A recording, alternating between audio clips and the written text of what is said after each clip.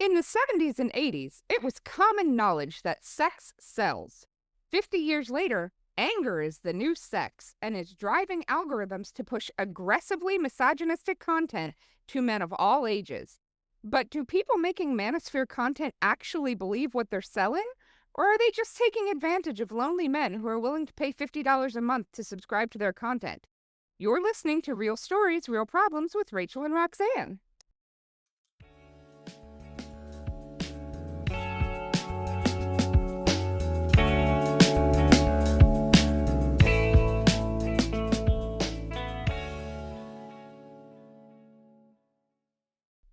Welcome back to part 2 of our episode on selling an image and Louis Theroux's documentary, Inside the Manosphere.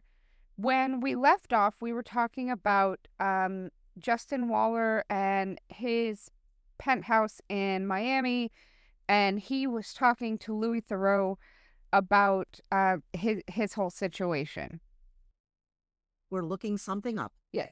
Justin is standing there as he's, explaining all of his misogynistic nonsense, and he's standing on a balcony out like in a Miami apartment. Mm-hmm. And he says to Louis that, women haven't contributed anything. Look around. Women invented none of this. Except for I've pulled up a list of things invented by women. Well, I have just one to start out with. The very first university was founded in 820-something in India by a woman. First university. Yeah. We rock. Yep, the very first university ever was created by a woman in Fez, Morocco in 859. There has been a number of things. Gertrude B. Elion invented acyclovir, which is an antiviral drug that's used to treat chickenpox, shingles, herpes, like a bunch of that sort of stuff. But like a woman invented AZT, which from that very early AIDS medication. A woman, Jane C. Wright, invented chemotherapy. Wow. Bessie Blount Griffin invented the feeding tube. Vitamin E was co-discovered by a woman, Catherine Bishop, in the process of, doing some studying reproductive cycles of rats. Mm-hmm. There is a bunch of stuff. Radio astronomy was created by Ruby Violet Payne Scott. Mm-hmm. There is a whole bunch of stuff. The discovery of radiation. Marie Curie. Yeah, Marie Curie. Radon. And then Nobel Prize winner. Yeah.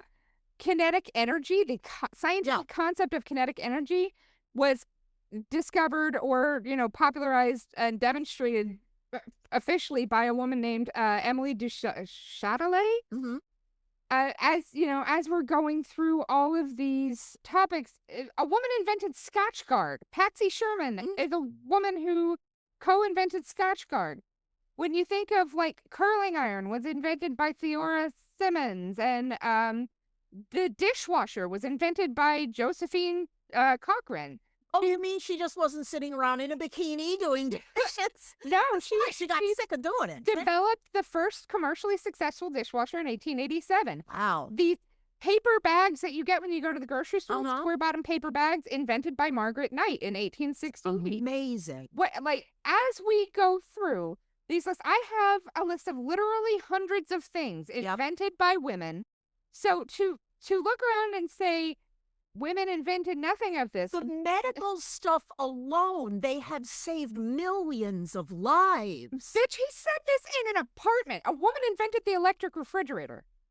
Florence Perpart in 1914 invented the electric refrigerator. Mm-hmm. So the fact that he stood in an apartment and looked around and said women invented none of this. Yeah, look at your dishwasher, look at your refrigerator. To not be aware of the things that you don't know, that kind of ignorance, you can't be blamed for that. But then to lean into that and call it fact because you don't know it, that makes you like a certified idiot. Yeah, exactly. So to watch them go through this discrediting of women by not acknowledging the things that they have contributed was frustrating. And it's so weird because in the same breath as saying he thinks men have invented everything, men are in charge of everything, men are the reason the world turns, he says in the same breath that he believes that the world thinks it's wrong to be a man. Says, like, no one in the world has ever said it's wrong to be a man. People have, well, I guess to say no one in the world would not be. I'm sure that somebody has said it. But that's not what people are saying. People are saying, as a man, you should not use your physical strength or political power or whatever to oppress other people. That when you do that, that makes you a bad person. That says nothing about you should not be a man. It's bad to be a man. No, it's bad to be a jackass. Don't be a jackass. Well, without saying the name, I work at basically a home improvement store. The vast majority of our customers are couples that are renovating their homes because they're getting ready to sell and they want to, increase the value. The way the men talk to their wives make me want to clobber them over the head with the nearest 2x4. It's this, you don't know what you're talking about. Let me talk. They're they are often surprised that I work there as a woman. Now, can I move big slabs of marble? Absolutely not. Do the warehouse guys do it? Hell yeah, they are big, strong men, and that's why they were hired to do that. I'm a designer. I'm the idea girl. But just hearing the way they talk, no, honey, that's not going to work. You're not going to like that. That's too blue. I swear to God, I want to say, will you shut the fuck up and let her talk? She lives in the house just like you do. But of course, I can't say that. I'd lose my job. Said, definitely don't lose your job. Please, God, no. But like, even for me, today I was at a home improvement store, not the same one that you work at. And some reason. Right. And because I need to do some masonry work. Spring break is coming up. I'm going to teach my daughter how to do some masonry work. Oh, joy. To repair some damaged cement. And so I went and we asked at least 2 employees, and a third male employee kind of was not helpful either. But like 3 people who work there, 1 guy and 2 women. Hey, do you have concrete bonding adhesive? I don't know if it'd be over there if we had it. Hey, do you have concrete cure and seal? Do you have, asphalt cleaner? It's over there. Like, no, it's not over there. I'm asking you because I've been in that aisle and been over there and I didn't see it. They truly had no clue. Gender didn't matter. Like, clearly, they were just trying to do their jobs and they were not experts in the field. And like, we've talked about this in the past, how stores like Home Depots and Lowe's and things used to hire people who had expertise in the industry, and now they've cut that pay, and now they're hiring people who don't know anything. Right. So long, and that way they don't have to be union either. Right. So it was just such a strange experience to go in with some amount of expertise. This isn't the first time I've done it. I did the research. I came up with the list of products that I needed. And to go in and have, like, it would bother me if somebody assumed that I didn't know what I was looking for. Like, I hadn't done the research, like, I hadn't done this before, based on my gender. Yeah. Anybody can be an idiot. It doesn't matter what plumbing you have. Yes, exactly. And having been a college professor for 30 years, it was pretty 50-50 when it came to idiots. So, yeah, as they're watching these shows, they're talking about everything about female nature is a lie. So he's talking about, like, watching Myron's show, because women wear makeup, women wear high heels. They don't actually look like that. Oh, yeah, I'm sure your hair plugs and all of that, you look exactly like you're supposed to. Exactly. You don't spend any time with astringent or things to make yourself. Yes, exactly. Now, you don't have to be like Patrick Bateman and do his 1,000 sit-ups a day and his facials and all that funny stuff. But hello, there's a men's cosmetics aisle in the store. Razors, nose hair trimmers, ear hair trimmers. I saw today a customer who had so much ear hair I wanted to braid it. But of course, but that's funny because men's cosmetics is aimed at hair. It's all about the hair. Women don't give a shit about hair. Guys, trust me. Okay?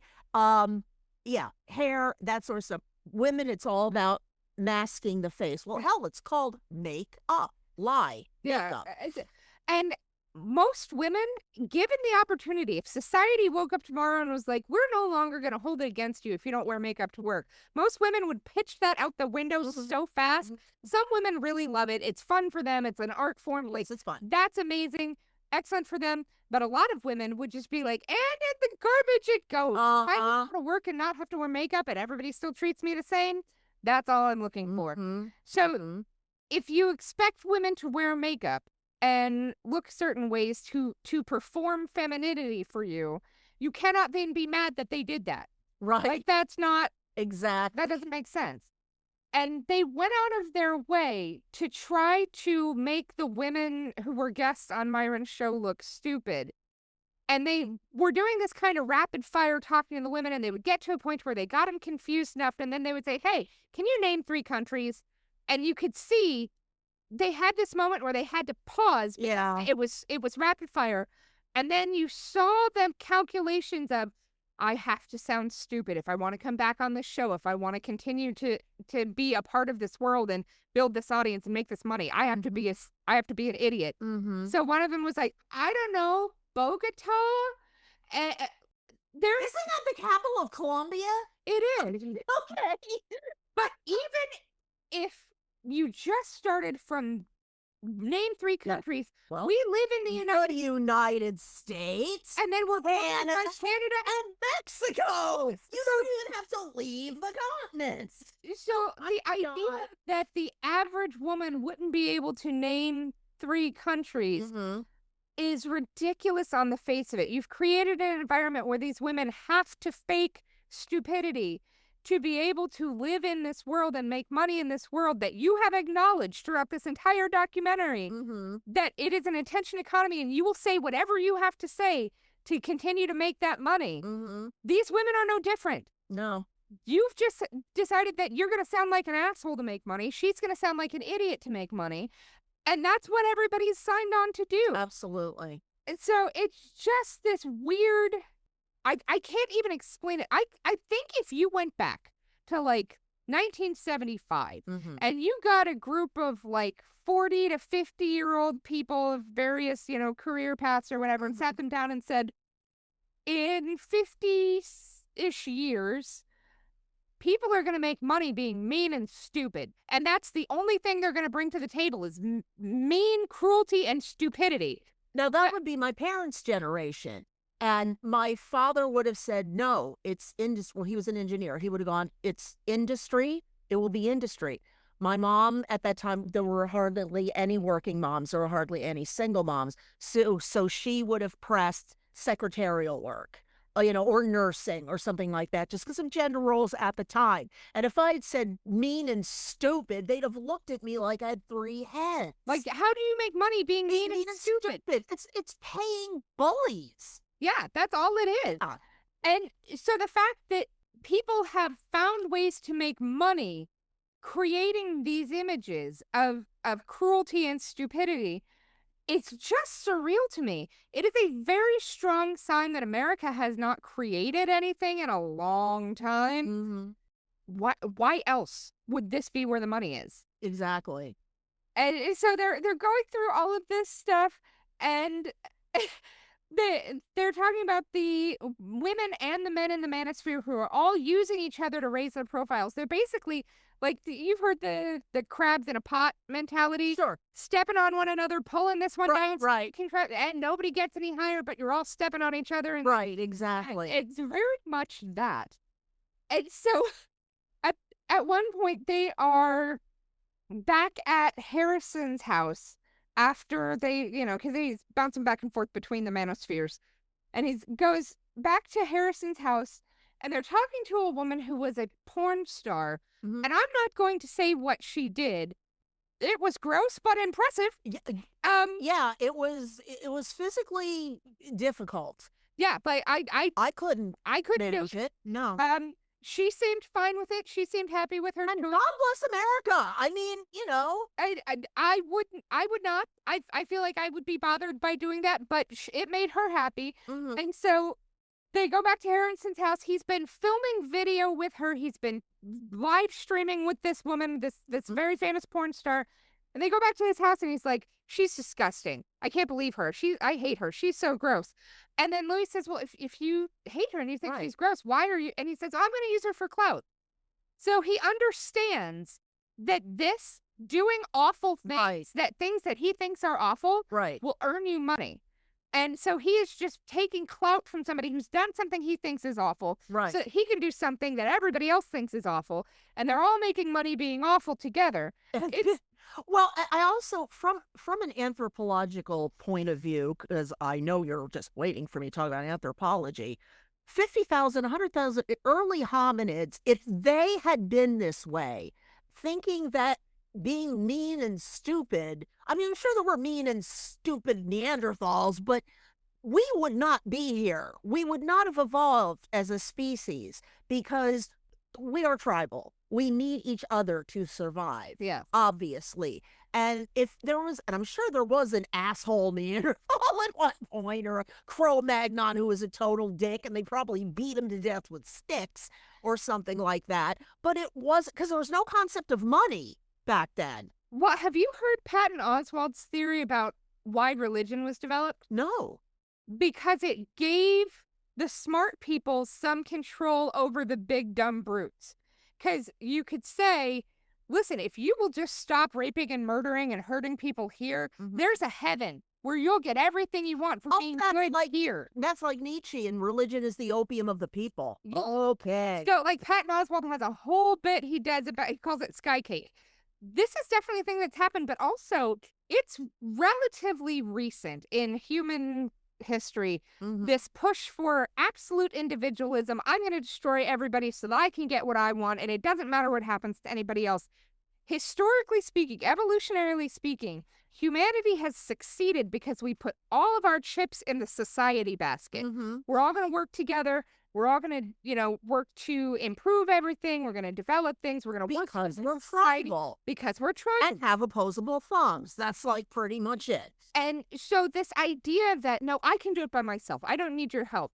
Well, everything you're doing by yourself is Mhm. done using roads that were paved and paid for by somebody who wasn't you. By Mhm. every bit of assistance you ever get is by people who were educated by someone who wasn't you. Everything is done based on the work of society, and you cannot then pull yourself out and claim that as an individual, I'm doing it. I don't need anybody. I am successful of my own merits. No, none of us are. Right. We Exactly. I mean, the people who come to my store looking to remodel, they need to talk to me, the designer. Then they have to talk to the grout guy and the mortar guy and the contractor and the plumber and the carpenter. And it's a whole process that more people, because some people think, I'm just going to redo my bathroom. Okay, good luck with that, doing without anybody else. And even if they come to your store and they talk to you and they buy the thing and they take it home and they do it themselves, dozens of people Mm-hmm. just in that store alone impacted the choices that they made, helped them make decisions. That's not counting the people who designed the tile before it was ever sold. That Oh, our displays, we design our displays ourselves to make people come in and buy. but the people who manufacture the cement and the grout, Oh, and people sure. And those things, excellent and all that. Yeah. there are thousands of people that Of are course. involved in this process, down to the people who provide and maintain the electricity so your store has lights so that you can show people things. Yeah, and we all have to come together and do that work together as a community, as a society, even if that looks like I'm doing my part here and you're doing your part over there. We're all still on the same life assembly line. Yeah, exactly. So just funny to watch this, and that Harrison just keeps going on about, he swears he doesn't give a fuck about anything. He's just doing this for the money, and that he's doing this all on his own. And Louis Theroux starts, kind of goading him with the, well, this is not great. Like the decisions you're making are not that great. They're not good for society. Let's talk about this. And he goes on this example of, you know, donuts, like using donuts as an example. And Harrison says, if you want donuts, eat donuts. That's fine. But I get to own the donut shop. Mhm. So he wants to be on top of, you make whatever terrible decision you want to make, and I will capitalize on your stupidity. Yeah. And so they're getting kind of into this stuff, and Harrison starts getting upset at the questions that Louis is asking him that are kind of like, why are you okay being a bad person? Why is that okay with you? Mm-hmm. And they come around, and Harrison gets angry, and Louis like, "Oh, are you getting triggered, Harrison?" Yes, yes. Oh my God, I laughed so hard. Need a safe space. But he acknowledges. He says, if I had done just good things, I never would have blown up on social media in the first place. Right. And we can attest, like, we have created incredible, detailed content that is designed to be helpful. If you go back through and you listen to our 60 hours of content that exists, you'll learn something new. Absolutely. You'll come out of I it. don't know if it's valuable information necessarily, but you will learn something new. But I mean, everything that we talk about, if you go back and listen to our hot coffee episode, you will learn so much about the legal system and why decisions are made the way they are. We have provided information in an entertaining and valuable way based on something that somebody else has created that we're now sharing with you.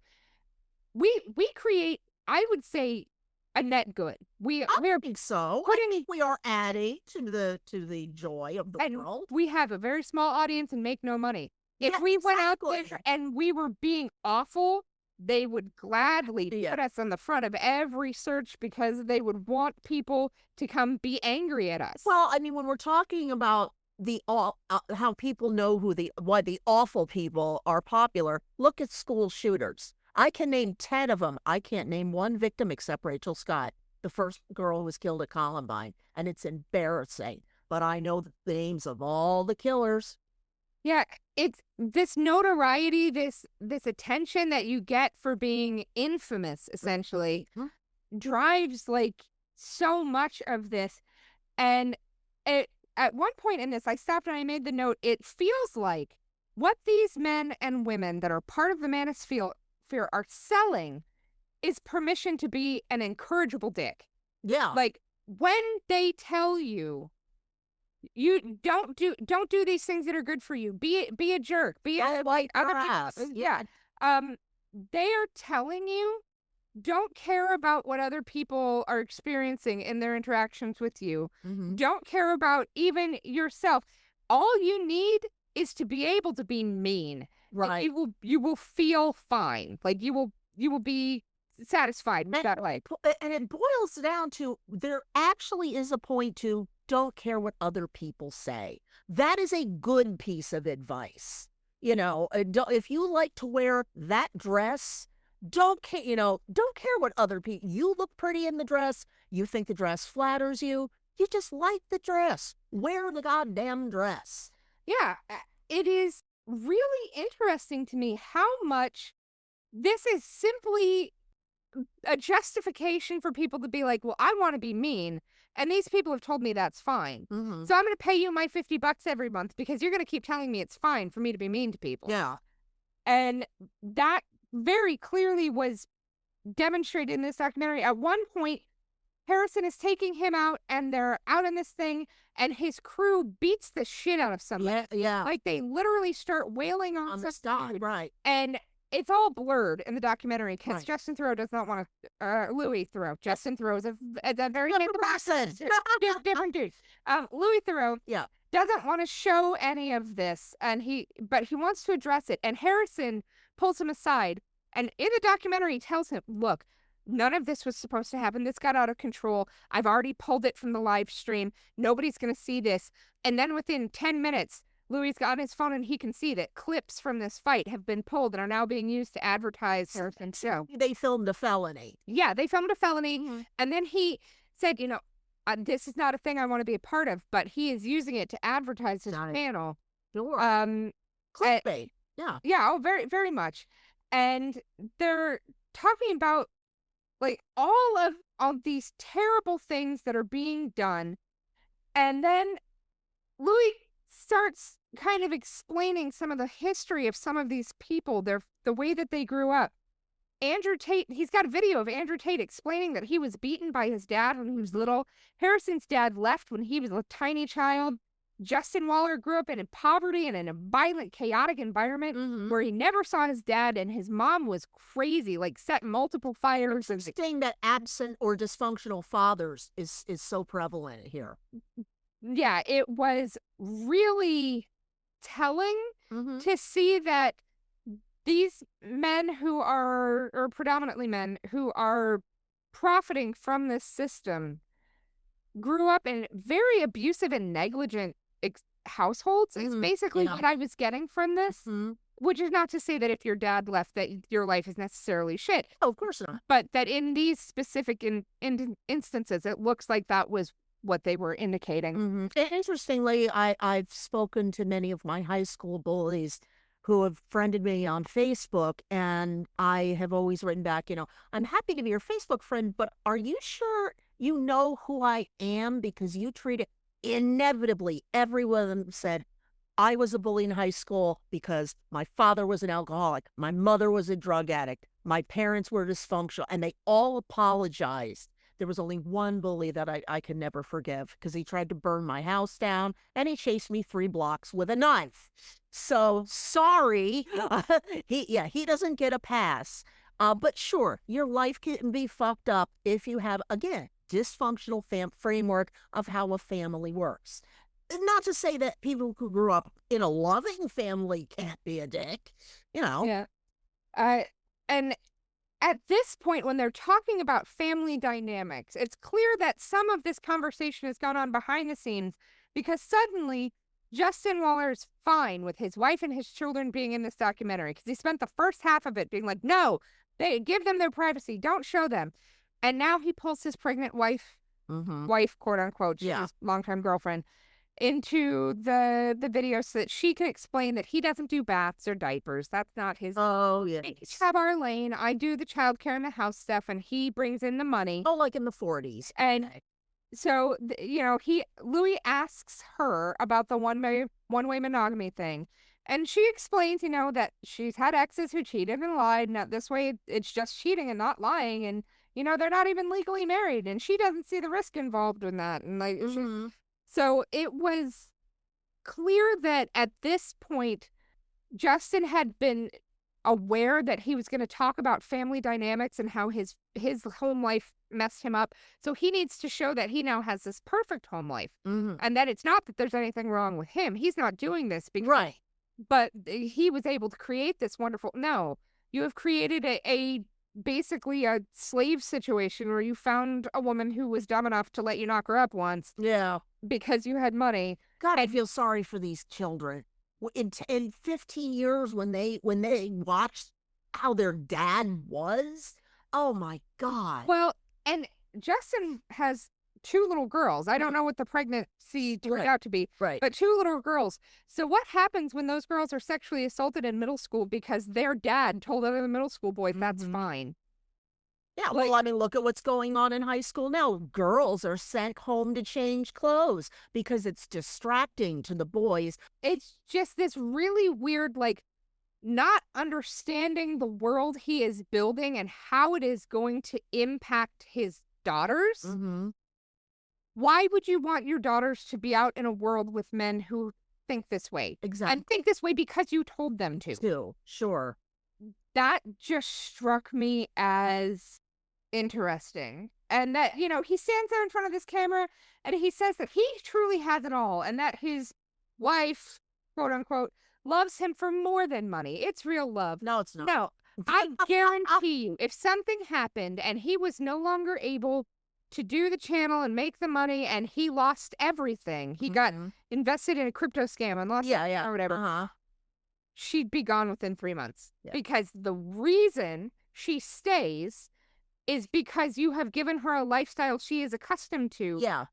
And she deals with the emotional abuse and the cheating and all the things because, well, that's how that's the trade-off. That's how she gets to wear Prada and, put her kids to bed in this lovely, huge mansion and get the kids into the private schools and then buy their way into Ivy League universities. Sure. The second that's gone, why would she stay? Yeah. So it's really interesting that they have this approach that the only value women bring is that men want to have sex with them. Well, if you have sex with women, you're gay, apparently. Yeah. So it's not, they have this belief that that's the only value women bring. And so then their understanding is that the value that they bring is the money. That it's this exchange of sex for money, that all of society is a giant prostitution ring as far as they're concerned. So if they truly think that the only value they bring is money, why would she stay if you don't Don't have the money anymore. Mm-hmm. Whereas if you built a relationship on trust and respect and love and this foundation of taking care of one another and doing what's right to support each other's dreams, Mm-hmm. then if there's no money, all that's still there. Yeah. So, yeah, if what you think is you're exchanging sex for money in a long-term relationship, Mm-hmm. don't expect that to stay. And not to mention in a healthy relationship, let's say both partners, and this is either a heterosexual or homosexual relationship, it doesn't matter. You have to plan on things like, what if one of us loses our job? What if one of us develops a chronic illness and can't work? What if one of us ends up a quadriplegic because of a car? It's not pleasant to think about, but you need to plan for those contingencies. Yeah. These people aren't. Yeah, I mean, what happens if Justin Waller has a horse accident and is paralyzed, or gets in a car accident and his face is mangled and he no longer is the pretty boy who can be on the screen? Right. What happens when his ability to say these things and be impressive to young men goes away? Mm-hmm. I truly don't think he's given that a lot of thought, No. or why his wife would want to be a part of that if the only thing he is bringing to this relationship, by his own admission, Mhm. the only thing he's bringing to this relationship he can't bring anymore. Yeah. So yeah, it was an interesting conversation to Oh, listen to. it was interesting. It was frustrating. It was very informative. I learned a lot. Yeah, I learned a lot, and I was really kind of surprised by how much they do not acknowledge the things that they say or do outside of the misogyny. Like, they'll tell you straight up, I'm an anti-feminist, I am a misogynist, women are not worth it. But then they will go off on Jewish conspiracies for 10 minutes and be like, but I don't hate Jews. Right. I Some of my best friends are Jewish or like, gay or whatever minority. Yeah. so they get into weird, like, I'm not going to acknowledge the hatred that I have for all of these groups except for women. I will acknowledge that because that's what my brand is built on. So it was really weird to kind of listen to this whole thing and Convoluted logic. And that was it. I tried to follow the logic and I couldn't. I was like, okay, I got it. I don't get it. The point just left me. Yeah, and we come back around to the beginning of the documentary where he's invested this money, Mm-hmm. and now it's all gone. Yeah. Because of course it is. The investment system that was set up was never intended to actually help anybody make any money. It was intended that you would move money around, and every time you touched it, Harrison got a percentage of whatever you moved, and until eventually you had nothing. Right. And he doesn't care because It's downlining. Yeah. I believe is what it's called in MLM, right? So it was kind of following back to that beginning, and it became very clear that anger and fear are what are driving these communities, Mm-hmm. that these men are afraid of everything and everyone. Women having educations, women being, intelligent and powerful and having like the ability to buy their own home scares them. Exactly. And that's why I made the comment in the notes. We fear what we don't understand. We hate what we fear. We destroy what we hate. So strange. And I actually, I was a guest on another podcast yesterday. Yes, you were. Yes. And we were talking about purity culture and the church, and the way that growing up in a religious community, Mhm. what did you take from that? Why? When is that going to drop? In June, I think. Okay. I'll say. people will hear. People will hear. Okay. But one of the things that I talked to her about, because she said, what would you say to women who are looking around being like, well, I don't feel like it's safe for my child to be around trans people, or I don't feel like it would be safe for my child to go to a drag brunch, or I don't know that it would be safe to do these things. I said, well, you don't know because you don't understand. Go to these places, meet these people, and you'll find that they're exactly the same as you and me. Mm-hmm. And I even told the story about when we were at the drag Halloween show, and my What, wallet, the one I went to? yeah, the one that you went to, Yes. I loved it. and that my wallet tipped over, and every one of my credit cards and my driver's license all basically fell under the bar, and I had no idea. And they gathered up all of my stuff and found me so that they could return Yeah. everything I dropped. I was in a place where people, Mostly gay. mostly gay, trans. mostly gay, sometimes trans, a lot of drag, people that the church will tell you are evil, vile people, had none of them even had the thought of stealing from me when it was easy and convenient and I wouldn't have noticed. Mm-hmm. They wanted to return my stuff to me. There was nothing dangerous about this community. No, not at all. And you I don't know know that. the whole time. Yeah, you wouldn't know that if you're sitting in church and you're just listening to your pastor, talk about the evils of being gay and why the Bible says you shouldn't be gay, and like, so not interacting with these communities, not thinking of them as people, not learning to have like a larger relationship with people who are different than you, you're going to fear those people if you do not try to understand them. Mm-hmm. And that was a big part of kind of what I walked away from this with. And then as we're watching all of this, we get to meet Harrison's mother. Oh, yes, Harrison's mom. And he's standing there and he's saying, like, Mom, I can't be anti-gay or anti-Semitic because I have a Jewish friend and I know a gay man and I can't hate these people. And so, like, Harrison is kind of being called out for the things he says in the Manosphere. Louis is doing this in front of Harrison's mom. And Harrison's mom, you can tell she's just like, no, I don't like he says these things, but, this is what he does, and this is how he makes money. And Louis keeps harping on it, and finally she looks at him and is like, you're profiting off the Manosphere the exact same way my son is. Yeah. And so that kind of brings the conversation there to a close. Right. Oh, but guys, I definitely recommend you check out this documentary, Inside the Manosphere. It will make you angry. It'll confuse you. I mean, you'll learn a lot. You may wish you didn't know some of the things that you do know. Yeah. But Rachel and I had a ball with this one. We did. And before we're done, I have a list of influencers for men to follow. If you want fitness content, if you want funny content about sex and relationships, if you want contents about being married and having a family and all this, and you want men that you can see talking about these things, but you don't want to be dragged into this alt-right pipeline to hell. Right. Speech Prof, better known as Chesko in some communities, and does funny content about family life, fatherhood, being married, being a teacher. You might know him from the video with the bobcat. It's a video of a bobcat standing there, and then it cuts to his face and he says, "That's it. That's how I'm gonna die. I'm gonna die." It's that guy. That guy. That guy. Goofed to death by a flu monster. Guy. He's fantastic. You will love everything he puts together. Oh, highly recommended. Another guy, Sizar, he is former military. Now he is a boudoir photographer, among other things. Mm-hmm. Very sex positive, very pro relationships, very pro all of it. Like, he talks about sex work and people who do Which sex work. should be legalized. Yes. Sex work should absolutely be But he talks about it in this way Yes. where you can listen to this big, buff guy, very handsome, tall, black guy, who will tell you all about, like, sex and relationships and women and kind of all of that in a very positive way. Right.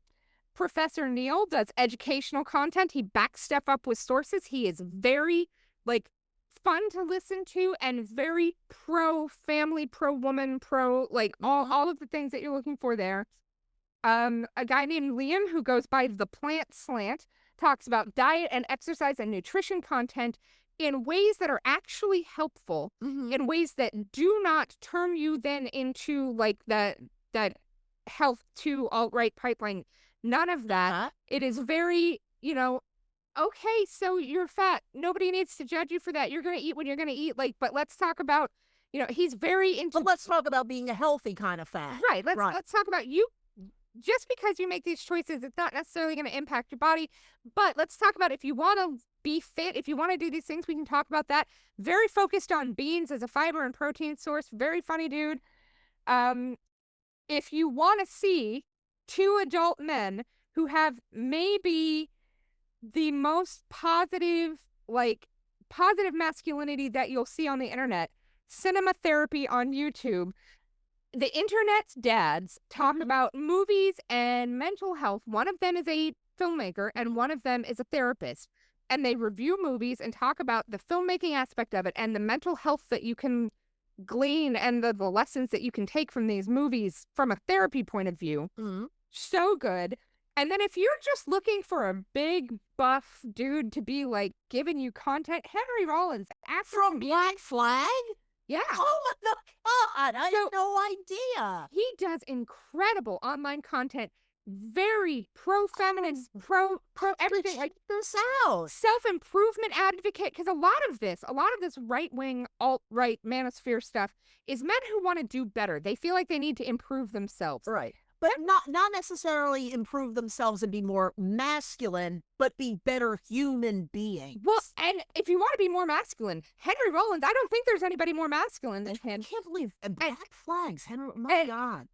Self-improvement advocate about fitness and about building yourself and about doing the best that you can do on your own. Like, these are the people that if you go find their content, and even like if you have 12 to 15-year-old boys, log onto their devices and follow these guys. Mhm. You don't even have to like unfollow other things, but Right. these positive influences in there, Right. it will make a difference. Absolutely. And then I have come up with a list of some examples of positive masculinity Go for it. because I feel like a lot of this is, well, this is what men are supposed to be. This is how you're a man. Mhm. Well, you know what? No. On the Artemis 2, this space flight that's going Right. to the moon, we watched two adult men. One of them held the other as he cried because as they went around the dark side of the moon and they could see things they hadn't seen before, they found a crater and they named it after his wife who just passed away. Oh my God. And so, I have a lump in my throat now. yeah, so this, I love you and I love the relationship you had with your wife, and let's honor this woman by naming this crater on the moon after her. It's now named Carol. And we watched them have these emotions in space, and like, these are brilliant men. You don't get to be an astronaut if you are not smart and with it and Calm fit and right. like all the things. And yet they held each other and oh, that's wonderful. Chadwick Boseman changed the outcome of Sienna Miller's negotiations on the movie 21 Bridges. Mhm. She requested fair pay for her pay to be in parity with Chadwick Boseman, and she was declined. They said, we don't have the budget for it. So Boseman gave up part of his salary to close that gap so that she would be paid fairly For what? for the work she was does. doing. Wow. Scottish comedian and actor Daniel Sloss. I love him. He is amazing. If you watch, he's got a special on HBO right now where he takes the last 15 minutes of the special, legit 15 minutes, to talk about how his friend was raped by another one of his friends. And he does not name Russell Brand, but allegedly some internet sleuths have done some digging and determined that they're pretty sure this was Russell Brand. Daniel was out to lunch with a female friend of his, and the guy that would walk by asked to be introduced. And so Daniel Sloss tells the story and then explains in front of an audience of thousands on this HBO special, this is partly my fault because I listened to him tell these stories and I never said anything and I never pushed back against his behavior. I am taking accountability for not doing more and not doing it sooner. That this is my responsibility as a man to hold other men accountable when they do these things. It's a brilliant, like, I can't do it justice. You need HBO watch it. Oh my God, that's fantastic. And I really hope that he's seeking therapy to come to grips. Oh yeah. Yes. The woman that was part of this is also a comedian, and she is so funny in her responses to this. To listen to the jokes that are told, it's well worth, even if you only watch the last 15 minutes. You will walk away having laughed and being a better person and having a better understanding of humanity. And then tennis player Andy Murray at the last Olympics was complimented on being the first tennis player to win 2 Olympic gold medals. And he said, actually, I think Venus and Serena both have about 4 each. Oh, well, So- for sure. So he called out the sexism that Right. And the racism. and he did not do that thing where you do the polite, oh, thank you, when in your head you're thinking dick face. Yeah, uh-huh. He called it out in a very polite way. He was not rude to the person asking the questions, but he wanted to acknowledge he was not the first. There are women who were so far advanced from where he is, who've been doing this for so long and had medaled so many times. Their accomplishments should be acknowledged. Absolutely. And after all of that, after all of those examples, if nothing else, go watch the show Ted Lasso. Almost every man in that show is just a perfect example of what positive masculinity is and can be. This is how you should spend this next week. Yeah. Go and watch Daniel Sloss. Go watch some Ted Lasso. Go find the examples of positive masculinity. And it doesn't even have to look like this. Like, I don't have the example right in front of me, but I know a couple of years ago, some guy named Josh put out the call on Facebook and in newspapers, we're going to have an ultimate Josh battle. Everybody named Josh, we're all coming together. And they brought like pool noodles and stuff. And they had a battle to the final Josh, who was a 6-year-old boy who won the battle of the Joshes. What an awesome concept. That is boys being boys. Yeah. That is what I want to hear when I hear boys being boys. Josh battle, that's boys. More Josh battles. Absolutely. Indeed.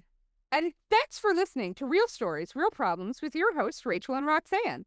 We hope you enjoyed our deep dive into selling an image and the documentary Inside the Manosphere. Join us again next week for a glimpse into another financial problem and a documentary all about it.